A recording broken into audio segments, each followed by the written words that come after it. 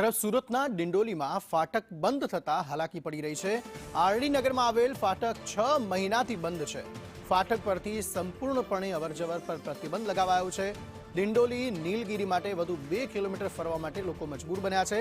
ફૂટ overbridge બનાવવા લોકોએ માંગ કરી છે। સમસ્યા એક જ છે કે તાના લોકો માટે આ સાઈડ આવશે અને આ લોકો સાઈડ પેલી સાઈડ જાય, મગર આજ આ માટે રસ્તો અમે કાયમ માટે 100 રૂપિયા બંધ કરવામાં આવેલું છે। અમારે એક જ માંગણી છે, ભાઈ ઉપરથી રસ્તો કરી અમે ફૂટબ્રિજ આવે ને એ બનાવી આપો, બીજું કંઈ નહીં। અમારી રજૂઆત એ જ છે કે નાના છોકરાઓ છે બરાબર, ફાટક તો ક્રોસ કરશે નહીં, ફાટક ક્રોસ કરે આ ફાટક બંધ કર્યું, કંઈ ને કંઈ વાગ્યું, રેલવે આવી ગઈ પડી ગઈ, સબ જવાબદાર કોણ રહેશે? અંડરપાસ છે અહીંયાથી 2 કિલોમીટર દૂર છે બરાબર। અહીંયાથી સ્કૂલમાં છોકરીઓ ત્યાં બનવા જાય ને તાને છોકરો અહીંયા આવે બનવા બરાબર। કઈ જે અંડરપાસ બન્યું છે એમાં કઈ છોકરીને છેડતું થાય એની જવાબદારી કોણ લેશે? આ રસ્તો જ અમારે એક જ છે, અહીંયાથી અમારી માંગણી છે અહીંયાથી કંઈ ना कहीं चालू करिए आप। समस्या है जो रास्ता था पहले चालू, ये रास्ता चालू रखने को होना, इसके पहले भी चालू ही था, पूरी ट्रैफिक इधर से थी, जब कुछ होता नहीं था। अब इधर उधर ट्रैफिक हो गई, ये रास्ते पे कम ट्रैफिक हो गई तो फाटक बंद कर दिए और स्कूल में जाने वाले बच्चों के लिए तकलीफ बहुत हो गई। इनको जाने के लिए 2 किलोमीटर है और 2 किलोमीटर है, ऐसा 4 किलोमीटर का फासला है जाने के लिए। तब वो जाने के लिए बच्चे कैसे क्या जाएंगे?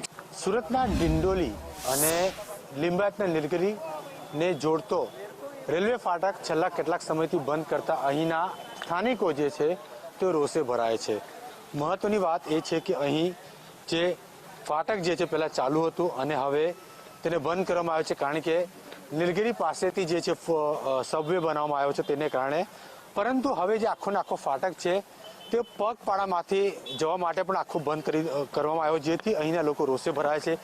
તેમની માંગણી છે કે આખો ને આખો જે ફાટક છે તેને ઉપરથી જે ફૂટ ઓવરબ્રિજ બનાવી દેવામાં આવે તો અહીંથી જે ચાલતા રાહદારીઓ છે તેને સરળતા રહેશે। પરંતુ હવે આખો ને આખો ફાટક જ સંપૂર્ણપણે બંધ જો કરી દે તો લિંબાયતના જે નીલગિરી વિસ્તાર છે ત્યાંના લોકો અહીંથી ચાલીને કઈ રીતે સામેની બાજુ જશે, ડિંડોલીના લોકો અહીંથી કઈ બાજુ જશે? અને આ બંને જે સ્કૂલો જે છે તો સ્કૂલોમાં અભ્યાસ કરતા જે વિદ્યાર્થીઓ હોય છે, વિદ્યાર્થીઓની સમસ્યા કે હવે આટલું લાંબુ નહીં તેઓ અહીંથી ઉપરથી જઈ શકે અને ત્યાંથી અહીંથી આવી શકે, એટલે આવી એક સમસ્યા એવું જણાવ્યું છે કે ફક્ત પગપાળા જવા માટે આ એક ફૂટ ઓવરબ્રિજ બનાવવામાં આવે તેવું તેમના દ્વારા માંગણી કરવામાં આવી છે।